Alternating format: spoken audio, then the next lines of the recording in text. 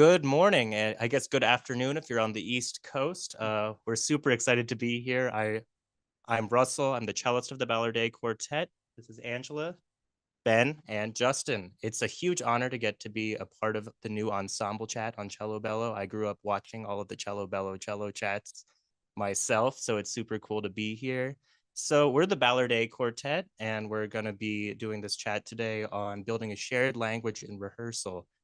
So a little bit about us. We've been a quartet now since 2018, and we studied at the New England Conservatory Graduate String Quartet program with Paul Katz and other members of the Cleveland and Borromeo quartets. That was a super fun thing. And now we're currently graduate resident quartet at IU Jacobs School of Music. Yeah, we're super excited to be here today. And so we're in Spokane, Washington today, and we're coming to you from here where we just played two concerts with the cellist Zool Bailey, which was pretty awesome. It's another big cello nerding out thing to be a part of. He played some really cool pieces with us. We did actually an arrangement of Schubert Arpeggione Sonata and Couperin of 5 concert pieces. And yesterday we did the Moses variations for quartet and solo cello, which was super fun. Just last week, actually, we recorded an album called Strange Machines with Phenotypic Recordings in Chicago, and Justin's going to talk a little bit about the creative process of that. Yeah, so I think before we get into the rehearsal stuff, one kind of demonstration of a shared language is also in project building. And the album that we just recorded, I think, is a really great example of collaboration, both between us and in us and some of our peers. So we had this idea to record an album based around our first commission piece, which was by Kareem Alzand, an amazing composer who teaches at Rice University, where we were formed. And his piece was called Strange Machines. We had no idea what he would give us for this commission, but it's a really witty reworking of Mozart and Bach and these 18th century forms with the idea of musical machinery. So there's like an AI cliche bot, there's a steampunk device, and a Rube Goldberg machine to go along with Bach's Goldberg variations. So Kareem's piece inspired us to commission a series of works based around the string quartet, technology, and specifically AI. And we actually played Kareem's piece as well as two of the other incredible commissions in Spokane, as well as playing with Zool Bailey. But basically, we commissioned superstar young composers Paul Novak, Nikki Sohn, and Isaac Smith. Also recorded a work by Nina Young called Memento Mori. We had one really old selection on the album, which was a motet by Guillaume Dufay from the 1400s that Isaac Smith's piece reworks with the use of predictive AI as a backtrack, which is super cool. And then we've recorded an incredible piece by a young composer named Kyle Bren that involved tape recording of an answering machine with his grandfather singing to him, which was really moving. And finally, I made an arrangement of George Antheil's Death of the Machines, which is a 3-minute piano piece. And we had a lot of fun kind of as a group collaborating on that. So I think the collaborative process was we all knew we wanted to record Kareem, and we went back and forth about which composers we trusted to commission next, in how to really go about tailoring the album and bringing in all of these wonderful musical voices, as well as Steve Pressman from Phenotypic and our wonderful recording engineer to create this. So it'll be a while before it's out, but we can't wait to share it with you. Yeah, so I guess on to our main topic for today, which is creating a shared language through rehearsal. So I think this is honestly, for me, I think for everybody who goes into chamber music, one of the most fascinating things, because really it comes from a desire to share music with your friends, and we're all in it for the same thing, and we're all kind of sharing our joy and how much we love the music that we're playing. And it's really learning to talk about how the music makes you feel, how you feel when you're playing the music, and some of the other sort of issues that happen in the music in a way that actually communicates how you feel and what you're hearing and experiencing. It's really all based around listening. And I think Angela's got a wonderful metaphor that she's going to talk about with this. Yeah, so I'm going to be taking you through a train of thought that our group we have been working on for about 6-7 years that we were in a group. We really hope that today's talk will inspire people who are in the short-term group or people who are seeking to find quartets for long-term groups like we are. It really applies to any collaborative situation. And we're just here to talk about our experience and maybe give you some tips to kind of come up with more creative solutions to some struggles or some questions you might have in a collaborative rehearsal. I came up with a pasta box analogy. So basically a rehearsal or looking at a score or playing a part in a quartet feels like we're all looking at different parts of the box of the dry pasta. For example, I could be looking at the brand name and like what kind of pasta, like angel hair, spaghetti, whatever, mac and cheese. I'm looking at that box. Russell might be looking at the nutrition information and that's all he has. And then Ben might be looking at the cooking instructions with all those pictures. And Justin might be reading the backstory of the brand or the origin story. So no one has the wrong information, but no one has the best information.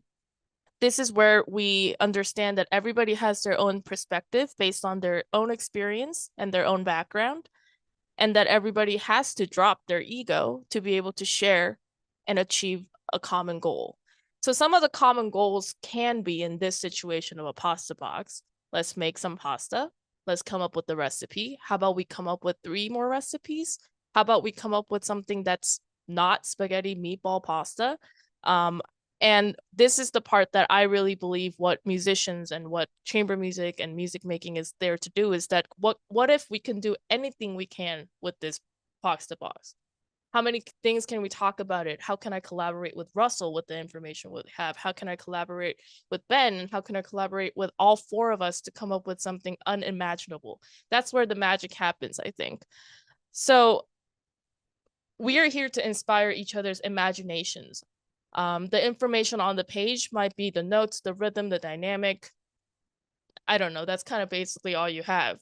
But what makes the Balourdet Quartet, what makes me the violinist that I am is how I use that information and how I use it to create something magical. And just accepting that there are so many possibilities if I can work with people. This is why we think the shared language is a very, very important part. It's very fundamental to build trust in any relationship as a pair, as a trio, as a quartet.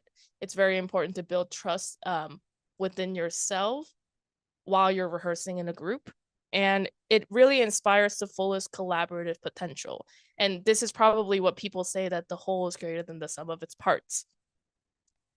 I noticed that sometimes rehearsal becomes a space to avoid subjectivity, to seek for objectivity. What I mean by that is that people say music is subjective. Your opinion matters, my opinion matters.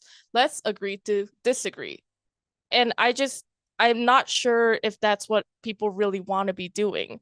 We often notice conversations pulling people away when you're avoiding the subjectivity and you're avoiding opinions hurting each other's feelings, because no one wants that, and this shouldn't be happening because it's not wrong. No one wants to be correcting each other. And so this is when we started looking out for opportunities to make rehearsal a place to explore the music. And some of the things that we notice is you're being overly polite and you're saying, let's agree to disagree. We can do that here. So we're really not exploring the music to its fullest potential. That's when we started inspiring each other to kind of push each other, hold each other accountable, own up to your choices and be responsible. And some of the things that I've noticed throughout our couple of years together has been fear-oriented decisions. This comes up a lot because, we have a new piece that we need to perform in 3 days, and I'm just nervous about this part. I have this run that I need to do 1,000 times with you guys. I need to tune this because I need to tune that, and I need to do the tempo change. And when rehearsal becomes a place to fix problems, I personally have never seen that work out very well, because you might fix that problem in that moment, and good for you. You got your problem solved, but it really doesn't guarantee, a trust method or like any kind of better understanding of the music that you're playing for the concert coming up. So why waste time coming up with problems? Why waste time listening out for problems? Another thing we've noticed is the lack of interest. Not that you don't care about the music, it's just that you could sit there for the 2-hour rehearsal you have and passively wait for problems to arise. Rather than, accepting the fact that there are no problems to fix, you have to sit there and listen, as Russell said in the beginning, to discover more and to always talk about more things. And we believe that if all members of the ensemble can show up with this kind of full commitment and a growth mindset, then now the rehearsal is set and the energy is just play. It's a playground. You're just constantly discovering, and you start to learn more about each other in a very open-minded way. One of the ways that I learned is that I tend to read the score and study the score in a very methodical way sometimes. Like I like to do my this is the 1 area, this is the 5 area. I do like the normal theory approach, which gets me to an understanding. I noticed that Ben really likes to play along with the recordings to because he likes to learn the pieces by ear a lot of times. So he plays with a lot of recordings, he listens to a lot of recordings. And Russell sometimes discovers the simplest things. He one time showed up to rehearsal and said, I got really into this bass line that's going up. And at first, I'm just sitting there like, I don't really care.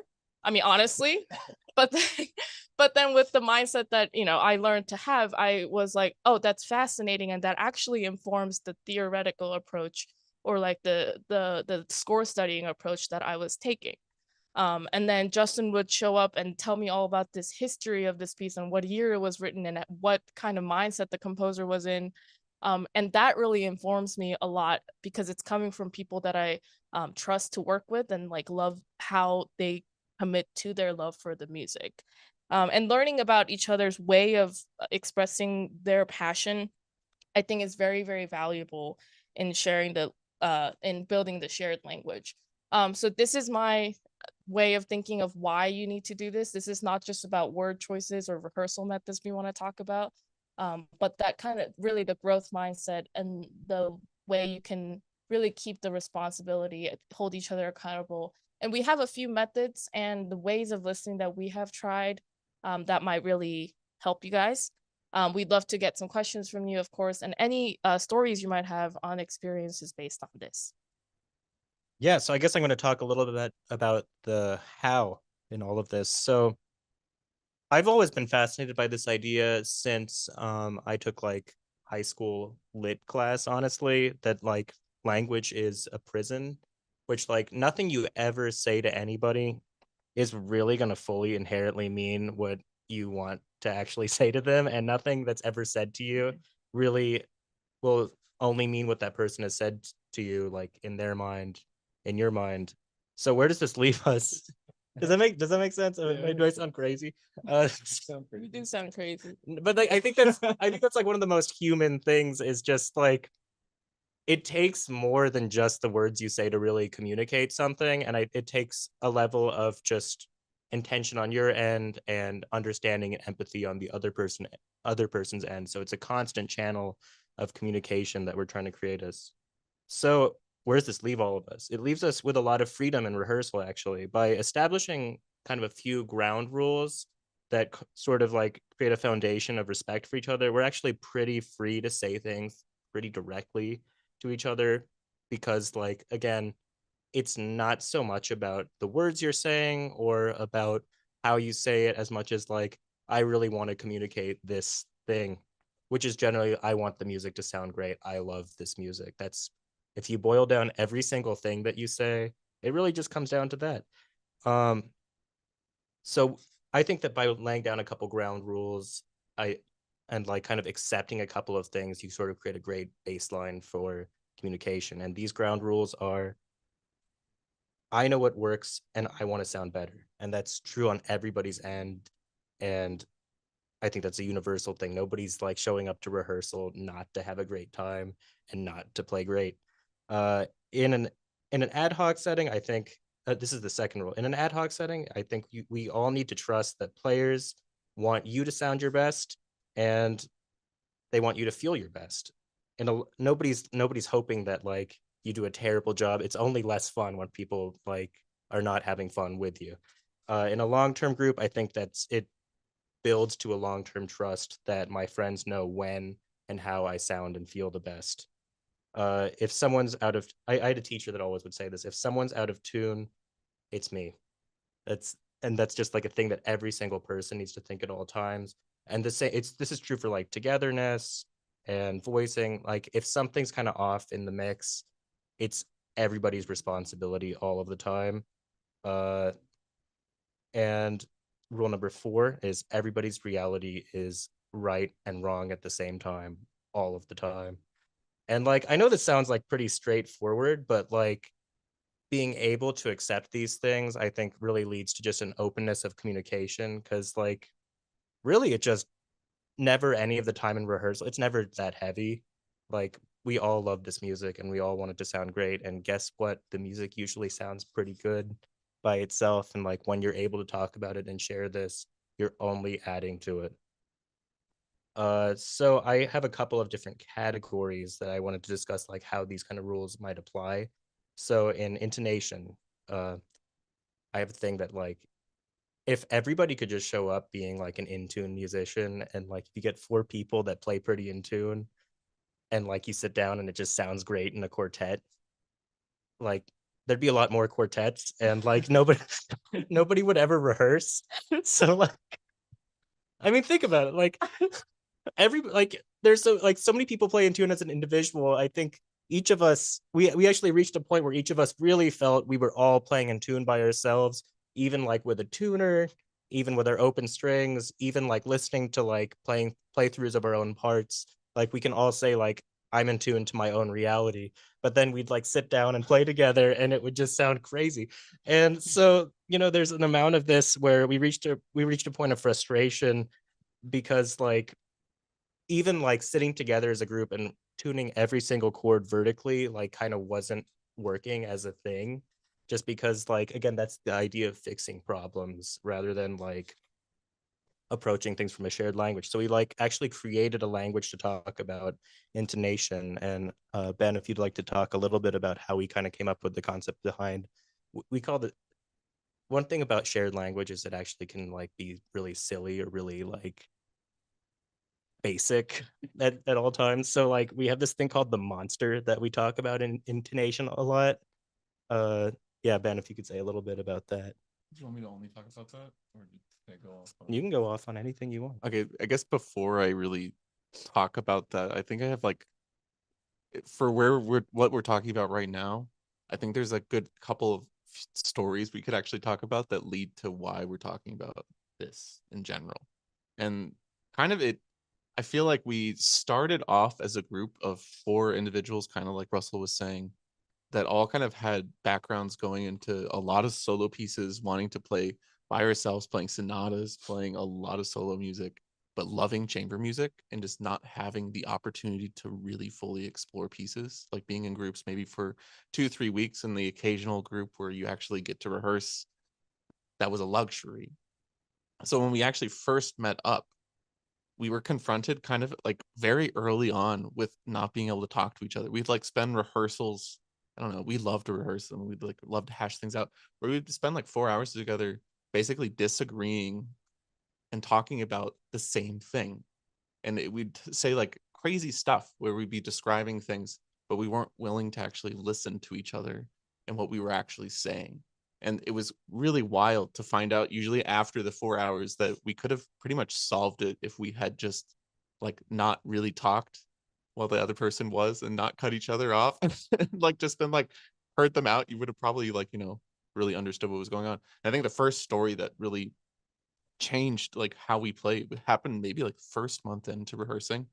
We had started opus 127 and we weren't allowed to play it, so we started playing 59-2, which is not easy. And I remember like early on in the rehearsals, Russell and I, it was like early in the rehearsal too, we're just like sitting there and like we just could not play in tune, and we start doing a pair and like no one's budging. And you know how I'm sure every person has been in a quartet where like you're in tune to your open string, you're in tune to whatever you think the chord is, you're not budging. And I remember we just like start talking about it, and I'm like talking about I had studied at Manhattan School with Kopek and Zuckerman, and I'm like sitting there like playing thirds really high. Like I love this like kind of sound of dominant sevens a certain way. And I'm like really sitting there trying to get him to do it. And he's over there having studied with Hans and like really has this like bee up his butt about like cello mind and like the science behind thing. And I remember like he just shouts like midway through the thing, "You're just not a man of science." And I'm like sitting there like, oh man, I really what's going on in my life that I can't even agree with science anymore. And but with like early on, it was really like a moment that started this journey. I think our first year together, because we really did start, I don't know how many people watching actually know our background, but we really started off as just four friends hanging out late at night. We'd like rehearse from like 7 to 11 p.m., sometimes to midnight. And it was more just a hangout session where we would just explore the music. And it largely came out of rehearsals like that, where we like hit a disagreement and then we'd just be like, oh, whoa, there's something here to actually explore. And that moment, like I still think about that to this day. We're like, it really changed. Both of us, I think, felt pretty bad.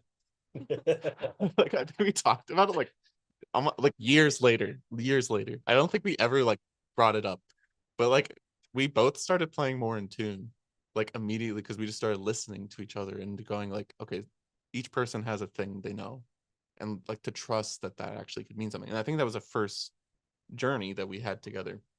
And then we got into the NEC program. We started getting a lot of coachings. We went to Aspen and studied with the Pacificas and the Eschers and a bunch of quartets.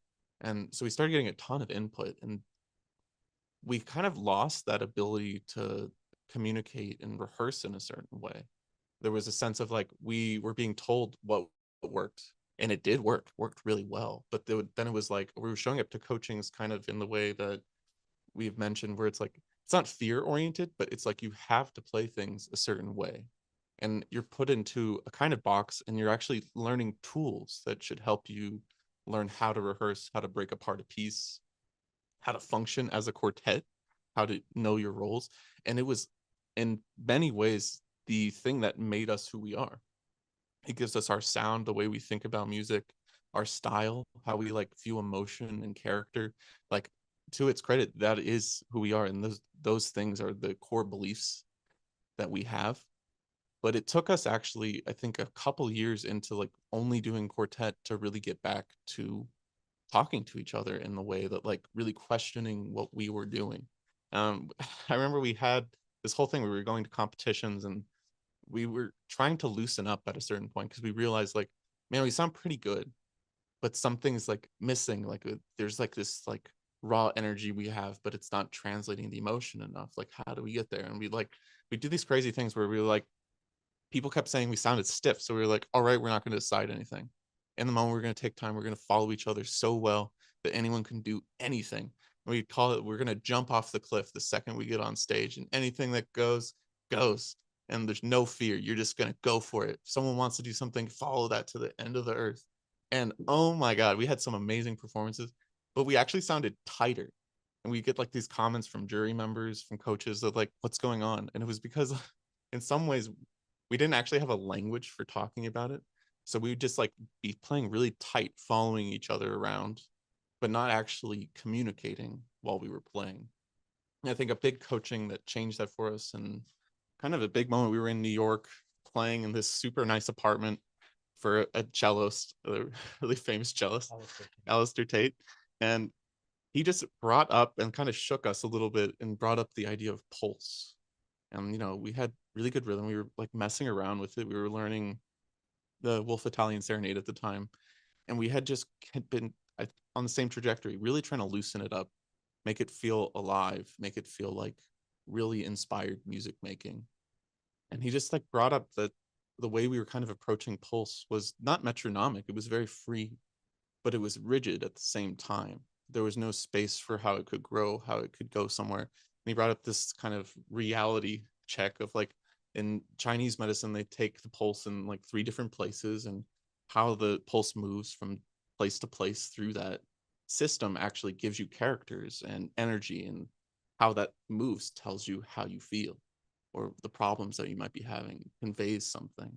And you start thinking about how you play that way, you start to understand swing, and you start to understand how human actually music is. And you can't sit there and try to like really manipulate everything. You have to find a curve, you have to find a way to communicate through each other's pulse while you're playing so that it actually is natural.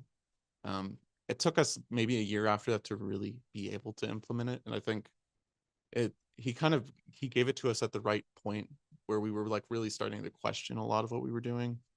And about a year later, we came up with this thing where we kept getting comments that we were really out of tune again. So we're like, all right, we thought we were pretty in tune. We're like sitting there, we're like building our chord, you know, doing their stuff.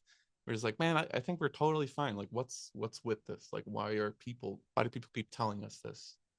And we go, well, they can't be wrong. So that was where we started with, and this is the whole thing.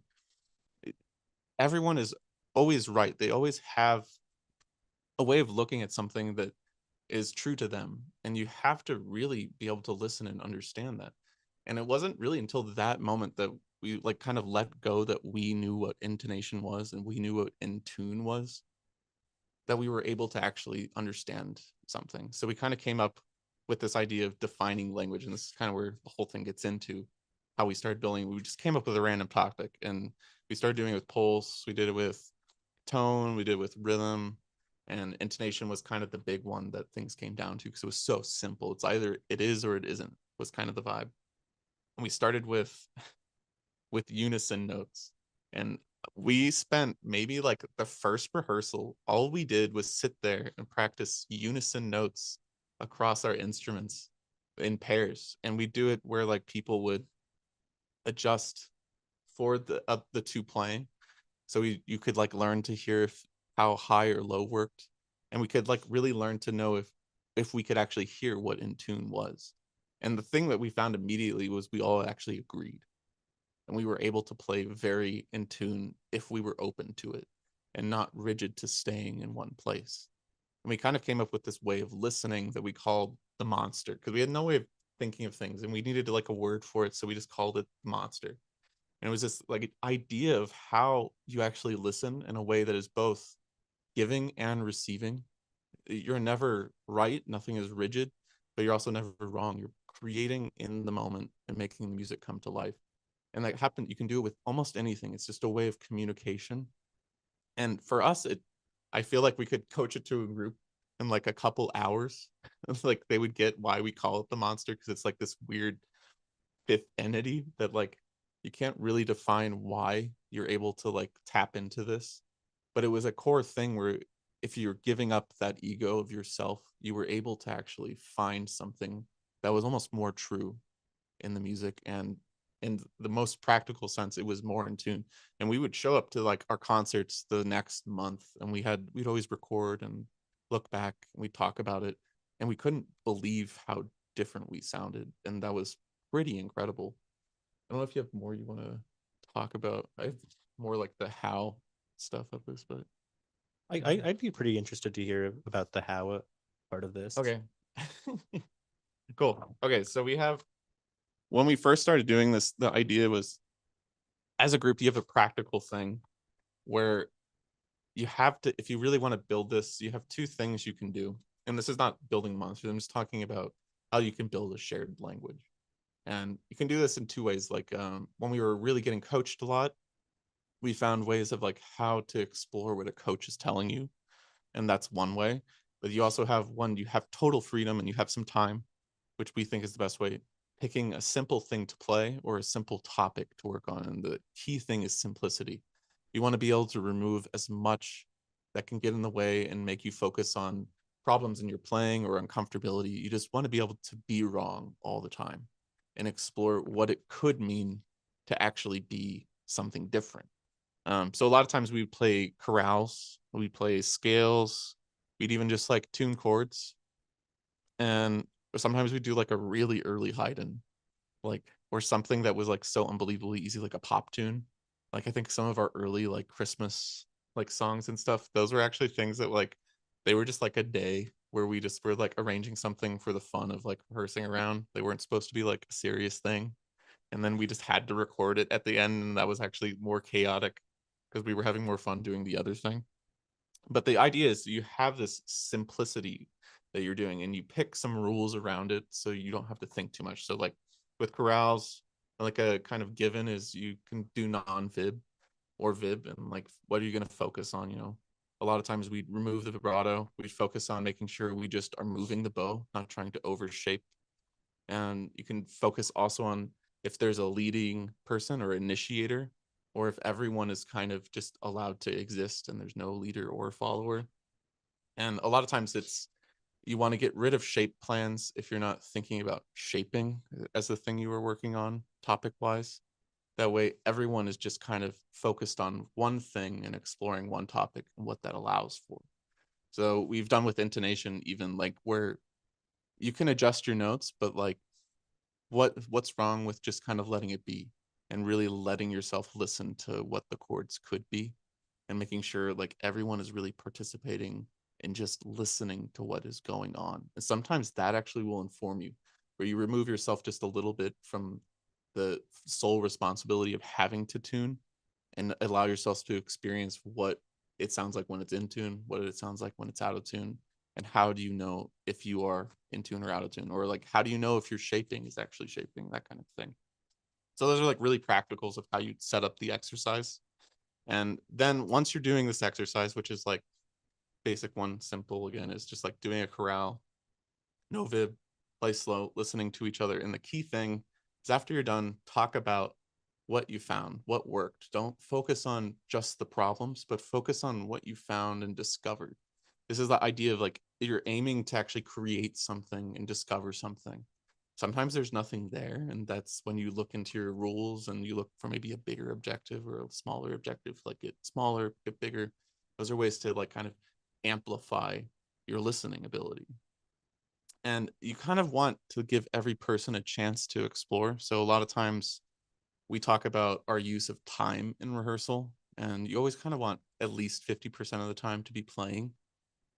But at the same time, you also want to give each person an ability to lead the rehearsal or lead the discussion in a way that they can really explore something if they're finding something. You want to have people sit out a lot of the time when you're doing this. Sometimes just being able to sit out and listen to two people really rehearse and find something will tell you more about how they're feeling, how they're listening, and that will build this language. And this is where the words you get into are very important.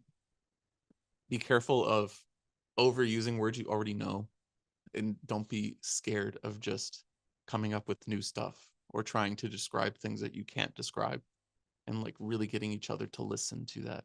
There's something with like it's silly and sometimes it feels weird to be like wrong or feel like maybe you aren't hearing something, and it's being able to describe and actually communicate with each other what you want that is so important.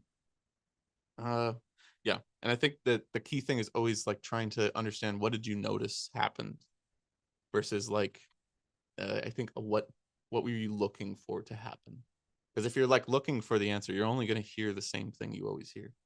But if you're trying to notice something new or what the possibilities were that were allowed from those simple rules that you set up, that's when you start to find new things and new things to explore. Yeah, don't worry about perfection. That was kind of like the other thing.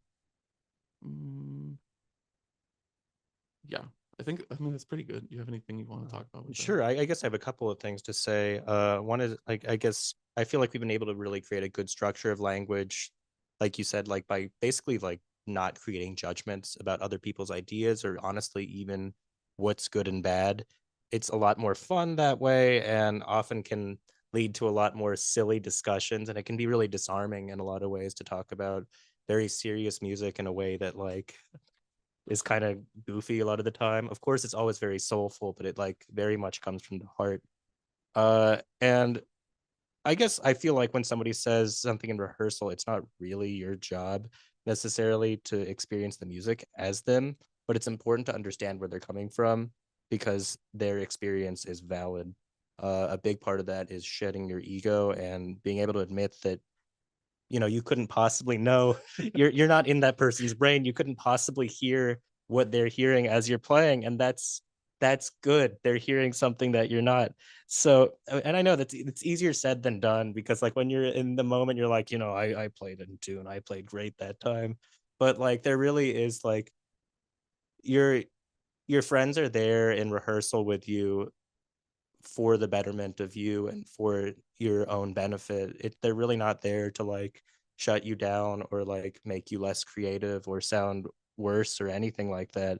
It's perfectly okay to like, and it even helps to grow your language to be able to say like, I wasn't listening for what you just heard.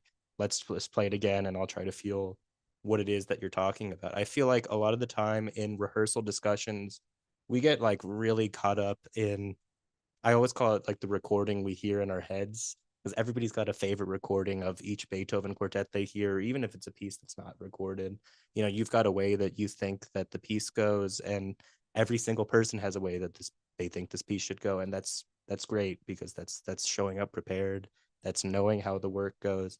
But I think it's in those moments of disagreement or just hearing something different or listening for something different that we really find these opportunities to actually shape something and like actually talk about what we're feeling in that moment, because almost always the places that you're going to have disagreements are the best places in the music, because everybody's going to have a strong opinion about the best places in the music. And like what we're talking about is more a mentality that you are bringing to a rehearsal, not necessarily something you have to be doing and working on. It's like if you show up as an individual willing to listen and actually describe what you are feeling, or really listening to what someone else is and trying to understand that, you're going to go a long way. And as a group, even, you'll start to have more fun. You'll start to actually sound way crazier and way better, like all the time. I think like a lot of times we felt our music started conveying like exactly what we wanted. And you're kind of in the moment in concerts, not feeling like you have to play perfect and that you're playing better than you've ever played, because you're communicating to each other on stage. And that's what chamber music is all about. It's that conversation that you have. I saw some questions that were coming in, and I think this question we get quite often, and it kind of goes off of the points they were just making. So I'll start with this one, which is, how do you handle moments where members fundamentally disagree on musical ideas? So from what we talked about, I think it could relate to what the example Russell was saying, that like we each have a recording playing in our heads, and it's when we learn to believe and we learn to know that it has to be different if your music if you want your music to have depth and expression and convey something that's very powerful and unique. So what some people, sometimes it comes down to people say like, oh, can you get rid of that accent on the downbeat? It just doesn't sound good. And then, sometimes somebody says, I think I gave Justin that comment yesterday in our hide, and I was like, oh, can you not accent the downbeat? And Justin said, all right, he had no problem not accenting the downbeat. But let's say we have a coaching tomorrow and we play it. There might be somebody who says, hey, Justin, I can't hear the first note of that part. And then it becomes like this whole I told you so, or like a whole I knew I was right. And so we don't love answering this question, because we don't think that question is necessary. There is fundamentally different musical values have to exist in order for your music to exist. It's just we're encouraging people for chamber music, especially, to build that courage and to be vulnerable, to build creative pathways to understand that disagreement, understand the polar opposites, and just build something new out of the two very different point of views. It's really if you can try it a couple times, I'm sure you'll find things that have nothing to do with like accent or no accent. It really doesn't come down to it. Those are quick fixes that just like kind of fly by. And even the intonation story that Ben was talking about, the thirds, yeah, they were fundamentally disagreeing, but it just came down to neither of them were listening to the extent that they should have in that moment. Yeah. And there's like even more practical stuff. Like if you talk to any great quartet, the more you're together, the more strong your opinions get. And there's this kind of like motto a lot of quartets live by, is like, you have to try everyone's idea. And a lot of times with quartets, especially when you start having concerts, you can literally try everyone's idea in concerts. And a lot of times people will flip flop on what they think was right or what they love. And there's some famous quartet stories from the Juilliards, the Guarneris, and the Clevelands, especially where it's like they might have totally disagreed, but they would pick one for one concert, they pick one for the other concert, and a lot of times they were both good. And I think that's the thing to find. And I remember when I was in high school, I had a teacher at a festival once, and he was really nice. I actually had a problem like this where it came down to like a bowing because I really liked the gesture and I wanted to play my viola solo really loud. And he was like, I think what I found in my quartet that was really useful is I would just kind of do whatever people asked of me as much as I could. And then the concert, if I didn't do it, usually they didn't notice. And I think he was actually a little bit bluffing to me, which I found really funny because it's the more I did their idea, the more likely I was to really appreciate it and start to understand it and add my idea into that. And that's what I kind of found most of the time. That's actually the advice I got out of that was he was just trying to get me out of my own head and out of my comfort zone and really understand what someone else was hearing. That's something good. That's good. So I recently started reading Annie Fullard's incredible new book, which deals with a lot of these topics. And she said a lot of these points, and everybody go out and get it because it's an incredible resource. But, one thing Annie says in the book is that compromise is always good. And I think that's an interesting point because I think more the point that we're getting at, and I think she would agree with this because she talks so much about commitment, and we're all talking about commitment to the idea. Half doing an idea or half doing a combination of ideas isn't necessarily what we're talking about. It's something that is much more something else. It goes back to this is all about discovery, all about exploring. And the thing is, there's always something else that nobody's found yet. And I think that's more inspiring. And of course, there's a path where you have to agree on certain fundamentals. Like, are we playing Haydn relatively non-vib or not? Or, with things like that. But the more and more time goes on, I used to think, we have to decide in our Haydn how much we're vibrating or like who we're playing this coaching for or something like that. But in reality, the things that coaches and teachers talk about actually have very little to do with the surface level stuff that you might notice just listening to recordings.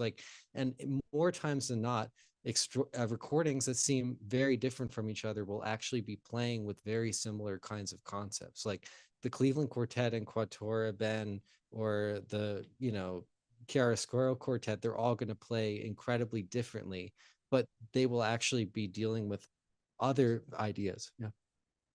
We've got a number of really great questions, so I just want to make sure that we answer quite a few of these. The first of which is, what role does score study individually versus together play in developing a shared language? I think one of the really amazing things that we sort of first got to do as a quartet is work with Nick Kitchen of the Borromeo Quartet, and he sort of really shaped on how we think about this. There's a lot that you can read online about how he deals with Beethoven manuscripts and like what each different marking means within Beethoven, and it also translates to all sorts of different music. And I think, being able to like read sort of dynamic markings and just any marking in the music, being able to like talk about what could that possibly mean within the emotional scope of this piece. On a more general level, what's the emotional character of this area? And, sort of being able to contextualize a lot of the things that we deal with when we're score studying and sort of what they could actually mean in the music. And then, rehearsing out your details based on those kinds of things rather than like, rehearsing the thing and then like trying to figure out and like put on top of it the emotional details and language and emotion in it. I think one of the things I value in score studying individually is that everybody has to do it. You should build an opinion of how you're reading that piece of music, that piece of that 8-bar phrase, whatever, that movement, that repeat. You should have an opinion, because if somebody shows up and it just seems like they haven't thought about it, whatever I say is either just going to be like disagreed because they don't like it, and it just creates a weird miscommunication because but then knowing that everybody's coming in reading the score in the way they would love to read the score, and then from there knowing that everybody's committed to making magic out of this, then this brings us the pasta box again. Like I'm looking at it in one way, and then I keep talking about it one way, and I'm only talking about the pasta brand. I'm only talking about the pasta brand. But if I could keep an open mind and get some nutrition facts and get some cooking instructions, then my perspective will just be a little deeper. Like I also say 2-dimensional reading versus 3-dimensional. It just kind of fulfills, honestly, it probably agrees and makes my thing a little more special. So I think score studying individually is very important. Build your own opinion, build your own love for the music that's for you to nurture as an artist, and then bring it into rehearsal with a lot of confidence, and then read it together in a different way, completely different way, be open-minded, and discover what you can say in the group together through that. And we had, I think, every kind of coach on the planet tell us to score study in different ways. And like they all kind of end up having similar things in the basics. Like you want to know what the primary voice is, like what you want to be hearing. And you always want to know what character you're trying to convey. And a lot of times, like when early on, you don't actually have to know the score, but it's the more you rehearse, you'll want to explore and actually find out what a lot of this means that you're seeing in the part and what makes these pieces great. Like if you think back to, I think it was Robert Mann talked about how if you look at old music as new music, and you always have something to discover, and new music as old music with built-in tradition and huge amounts of why the language is what it is. There's so much to explore and find, and every composer is different, and the longer you stay together, the more your language of reading the actual score changes. And you'll start to look at Schubert and Beethoven and Mozart completely different the more you're together, and depending on what pieces you're playing next to each other, even on the program and what key it is. We've got another question from Milo. Hi, Milo. How do you guys practice fast passages? And I think that's become like another thing of like language where like we're understanding like some of the bigger structures of those passages. I mean, everybody's done all their woodshedding kind of in private, but like there's a way that like we're always trying to feel harmonically where those are going and sort of feel like big destination points. I often talk about this thing where when you watch like two friends walking together, when they know where they're going, like their feet actually move together quite naturally, no matter how fast they're going to that place. I think as human beings, like just being able to create destinations and goals within a passage and understanding, like just having that larger score understanding of what's going on actually creates a lot more clarity in what we should actually do during fast passages. And when we're thinking about it in this musical way, it doesn't feel as rigid when we're playing together. You know, there's something with fast stuff. If you know what you're trying to express and you're not just trying to play fast, you will be able to play as fast as you want, and often too fast. Because the more you actually have to convey, the less fast it needs to be. Yeah, I think as a violinist, I can speak about this, that I can go sometimes it's easier for me to go She goes fast. too fast. I go too fast, and then I'm like, if I go and 5 clicks slower than that, I can't, like my fingers are gonna slip off. I'm sure you all have felt that sensation that you just have to go fast. And like playing with the quartet, and again, I'll just say like I could just easily say, why is Russell so slow? Or I could just be like, oh, they must be hearing something. Like there is something that like the bass line gives if we're playing a unison run. For that, there's something that the cello gives that gives a different kind of weight and curve. We call it a curve to the music that as like a violinist, I'm not that equipped to listening. So we could do a really, really slow passage of like, oh, that's the harmonic thing. That's the string crossing that you're feeling that I don't have. Like, so for me, I kind of like to logic things out like that, and then understand where everybody's coming from, and then use that to develop my thing into a new thing. And then I can play it in like any medium, fast, slow, whatever tempo I want. And then on stage, it becomes like what musically makes sense today in this moment, in this context, rather than like I can only play this at 120 like miles per hour. I can take the next one. Yeah. Do you record rehearsals was one of the questions we're getting, and we've actually recorded a lot. We record concerts, we record parts of rehearsals, run-throughs, coachings, If you always ask the coach, though, make sure you do that. And often, I think the problem with bringing in recordings is it's not to prove your point, and it's not to prove anything, honestly. It's another version of exploring and being okay with being wrong.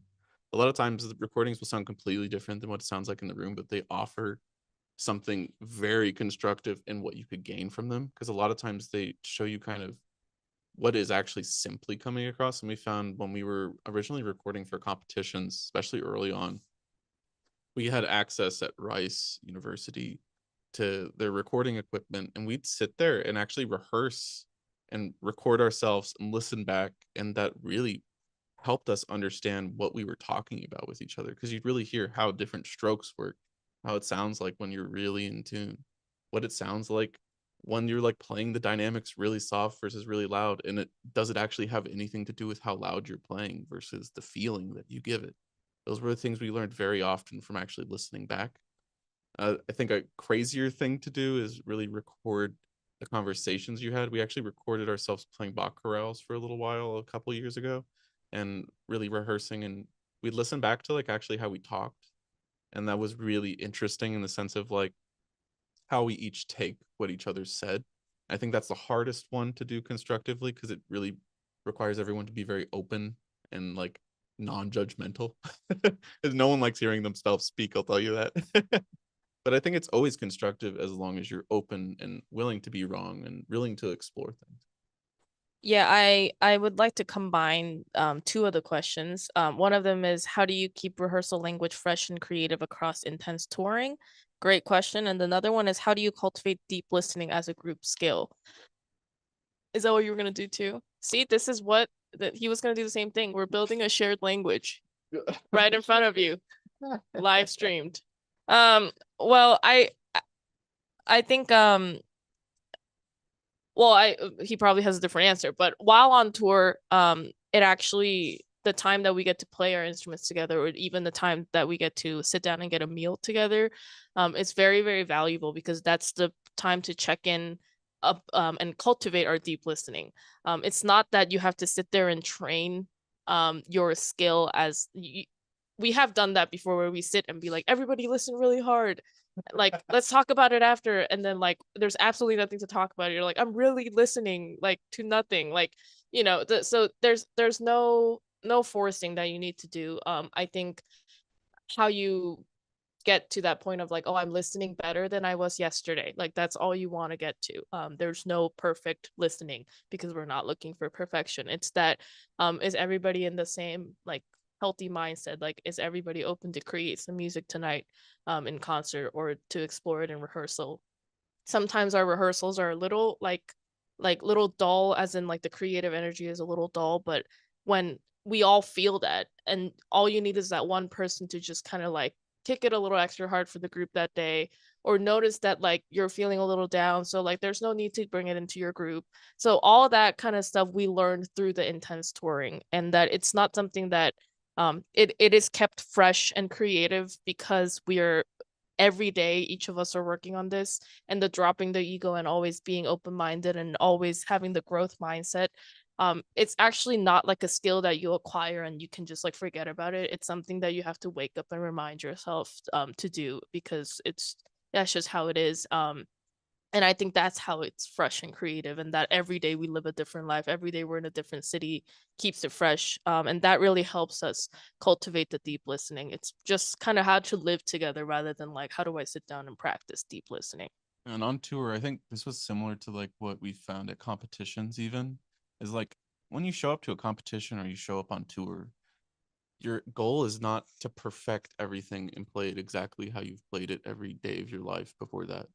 It's to keep exploring the music. And I think that's kind of back to the fear-oriented kind of playing, where it's like and it sounds kind of silly to keep saying fear-oriented, but there's this kind of sense of like, it has to be this. And there's like only a max amount of times you can really do something one way where it actually is fresh. Because if you're just trying to play it exactly how you played it before, like you're not that person from like last week or even yesterday. It's like the idea can still be there and still be what you're trying to convey, but you don't need to play it perfectly. You need to make it come to life. And a lot of times the language and the things that you learn is how to actually express and be fresh in the music comes from exploring it even more, not keeping a rigid idea of what the piece has to be. And you see that, I mean, no one would play quartets as long as some of these great quartets have if all you did was play it the same way every time. Oh, sorry. I was just gonna say with the playing it the same way every time thing, like there is an element of, even if you have a problem not being able to play stuff the same way repeatedly, I think the worst way to approach that is still trying to play it same way every time. All of this stuff kind of goes to a more comprehensive way of listening, where you're always listening for something else that you haven't heard before, kind of thing. I guess the thing I was going to say relates to one of the questions, which is what happens when someone is having an off day? How do you support each other? Which part of building a shared language, especially during touring and especially playing concerts, I think it comes from, each of us wants the concert to go great. And like at various points, I'll speak for myself because I am me. I think that like you start going, oh my gosh, this piece is really hard. Like, I need to play this part good. I need to play that part good. I need to do this. I need to do that. And what happens in a lot of these moments is, and this is the luxury of playing chamber music. This is the luxury of playing with your friends, is that, I actually like kind of lock up a little bit in those moments. And like a lot of times I'm just like playing it safe and like getting to know each other and having spoken about all of these things during rehearsal, sort of know, like the more that you talk, actually, the more that you kind of gain an understanding of what makes each person tick.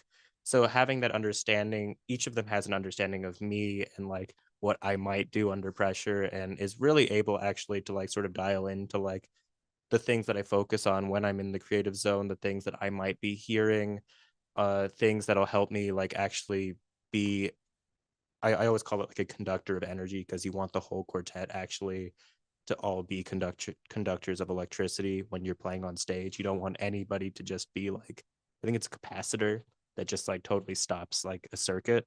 So in those moments, I think I'm actually, it's a real opportunity to get to like let that ego go, let that feeling of safety go, and like understand like if I don't play this one thing like the best that it's ever been played today, like it's okay.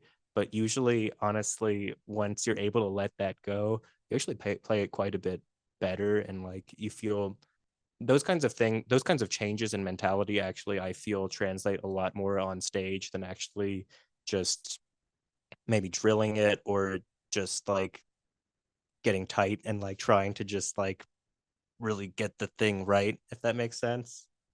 So I think that's sort of how we help support each other on off days. Kind of dealing with the questions of like unproductive rehearsals that are getting tense, or addressing something versus like letting it go.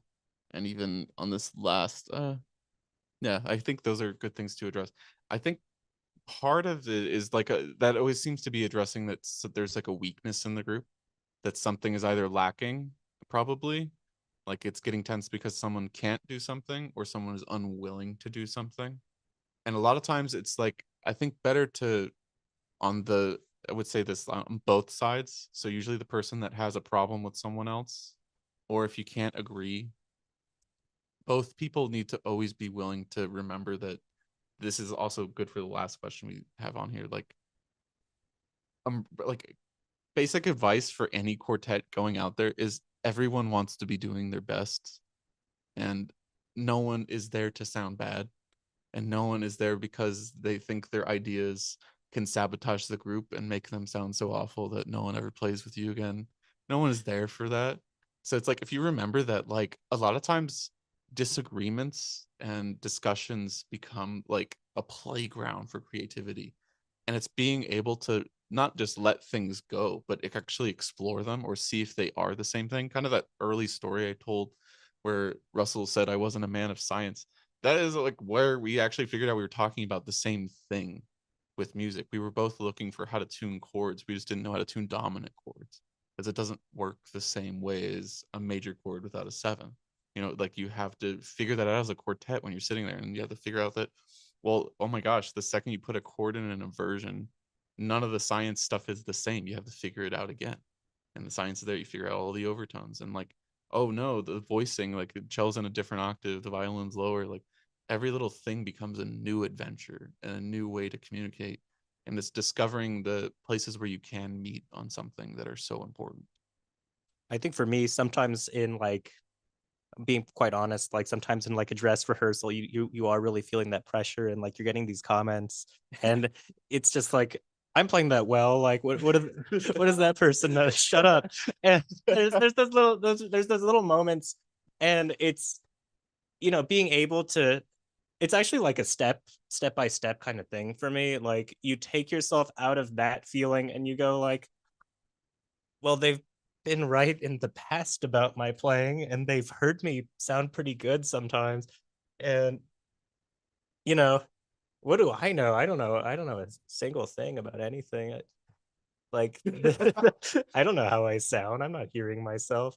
So like being able to just like separate yourself, and I have a rule for myself that like if I'm able to do that and like later on, like if hour after the concert I still feel like I want to talk about whatever that thing was, like I'll talk about it. But I would say 99.9% of the time it's just you just like not wanting to do something or like being worried about the concert. And it's really always a team effort. And chances are if you're able to let that thing go in the moment in that concert with that thing that you maybe were having a hard time with in rehearsal, you're gonna feel a lot safer on stage having actually like attempted somebody else's thing than if you just decided to stay in your own shell. Yeah, I think it's just really the situations are really funny when like the things get really tense in rehearsal or dress rehearsal, or the air is like a little, the best thing probably is like just take a break, and you take 3 minutes, 5 minutes, and every healthy, high functioning creative artist would have like reflected and just kind of like chilled and come back to just work again. No one needs to apologize. No one needs to like address the thing and have like a heart to heart about like, oh, I'm sorry I hurt your feelings. So, everybody's coming from a good place. So I think that's very important, which kind of leads to like, how do we build trust off stage, and how does this translate into musical connection on stage? For those of you who know our group, we spend quite a bit of time together without our instruments. And as we were looking for more musical things, and as we were trying to develop a deeper understanding of the music, we actually probably started hanging out more outside. And we probably kept doing it, and we keep doing it because we feel that translate directly into the music like every single day. One little memory that you make with somebody, it goes a really long way. And at the end of the day, we're all here for the music, but if you shut that down even further down, it's you're here for the relationship and how that relationship can affect and relate to others, like our fans and our audiences and the community that we're building around. So if we believe that if we're here not being able to hang out, um and or like enjoy food together, we're for people, our personalities are very much like whatever happens off stage translates on stage. So we cultivate our relationship out off stage as much as we do with our instruments. And we notice that we just sound better, and we have sillier inside jokes that could happen on stage. And these are some of the things that I really tell younger students when we go teach at summer festivals, like get ice cream with your group, like get a meal with your group, like learn about them, ask questions, be curious, and remember it, and engage with it. So Russell really likes dogs. So every time I see a dog, I would like just send him a picture of a dog, and even like that kind of thing, like very basic things. And he might be like, I really don't like that you send me dog pictures all the time. And then I'll be like, oh, I thought I only did that because I thought you like dogs, but maybe you like seeing them more. So maybe next time we just go like and see a dog together, I don't, it's For the just a record, really, I like it when people send me pictures. yeah, of dogs. he really does. But it's just, it's just assumptions and learning. And even if we spend so much time together for the past 7 years, there's something to learn about that person every single day. And now like we're at a point where like all the telepathic jokes and all the telepathic humor and timing, that surprises us, and it's like really fun. And that happens on stage more often. And it's and then having a better understanding of each other. Actually, there's another question. It's like, how do you address issues of ensemble blend and balance in real time in various different venues? So when you understand the person, not the problem of their playing or whatever they're expressing, if you understand each other better, then even if I don't really comprehend what's going on stage, like, why is Ben playing so loud today? Like, it sounds really loud. But then I know him, that he's probably hearing whatever he's hearing that's making him do that. And that's not my problem to fix or react negatively on stage and be like, oh, I'm going to play louder than him. It's like, oh, he's probably putting his best efforts into create. And I probably am not hearing something that he's hearing. What do I know? This is what Russell was saying. Like, what? I don't know anything. It's like, and then it'd be like, oh, that's kind of fun hearing him loud for the first time. Like, I've never heard that part. So I always try to flip my mindset into like a good positive thinking, and like, nothing's gonna go wrong. And if our audiences come up and say your violist was really loud today, I'll be like, great. And then if our audience says like your violist was really soft today, I'll be like, wow, my perspective was so off. That's really interesting.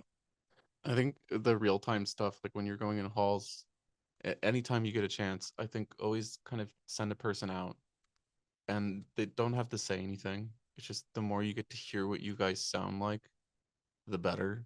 And I mean, it helps having a phone out there recording too. That's always helpful, and people listening back, it's super helpful.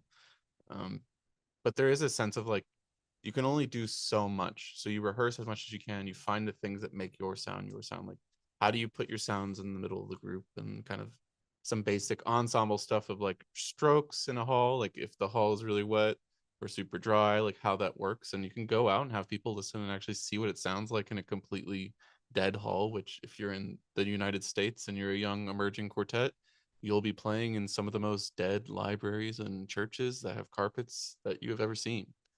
And you'll learn to actually like produce your own resonance and cater to those halls when you need to. But you'll also find a lot of times you don't want to really change to the halls you're playing in necessarily, unless you really have to, because the second people are in it and you go on stage, it's going to be a completely different thing. It's going to be more humid. It's going to be way hotter usually, or way colder, because they've ran the AC while you guys were off stage. And the acoustic is going to sound completely different. And sometimes it's shockingly good, and sometimes it's shockingly bad, and you will hear no one else. So you have to build those kinds of trust mechanisms that everyone is playing how they've rehearsed and listening for the things that you've been rehearsing for, and kind of following the storyline, or the following the primary voices and all the things that you want to have come across.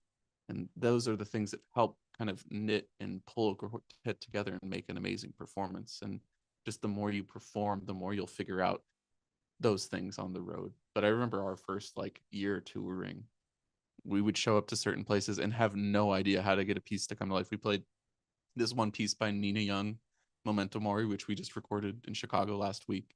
And I remember we showed up somewhere that was completely dead, and this like kind of spectrally minimalist piece we're playing, and without any like background resonance, just sounded so weird. And it sounded kind of awful, honestly. And it just sounded like we were kind of beeping and booping around, but you couldn't hear it because we were playing so soft, and you couldn't hear that there was actually chords being pulled long across like 40 bars. And it really taught us like how much to kind of think about our interpretations and not just rely on the ease of the room you're in when you're rehearsing, and like really think about what's coming across all the time.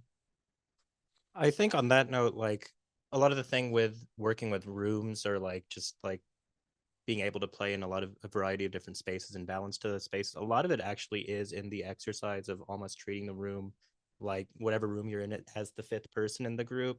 So like there's an amount of like listening and hearing like what it means to be loud today. Like Angela said, it doesn't mean one thing. Nothing, no word, no concept, nothing really means a singular thing. So I think it's actually being able to engage in the thing that's listening for like whatever that means today, and like just being completely in the moment and always having your ears out, that really helps create something that's completely alive and in the moment. We do have a running joke about the hall that it doesn't matter what you rehearse in the hall beforehand, because like once there's people in there, it's completely different. But at the same time, it's the thing of like trying to get to know the hall on the day of the concert, trying to like really have your ears up, like I said, and engage in that makes all of the difference. I think one thing that we found really crazy going to halls early on was communicating emotion and sending a person out there. I remember we had some of our most tense rehearsals was sending a person out and the person coming back and saying, everything sounds very dead and I don't feel the emotion, I only see it. And we'd sit there trying to actually figure out how to convey and project characters and emotion and pull a story through a piece. And we learned a lot of times in bigger rooms how to do that versus just in a practice room.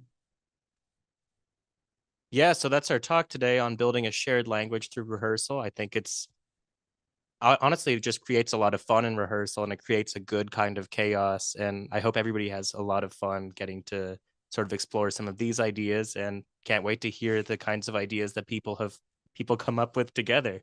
No 4 people are the same, and that's great. That's awesome. Yeah, so thanks for joining us, and this was a lot of fun. Thank you. See ya.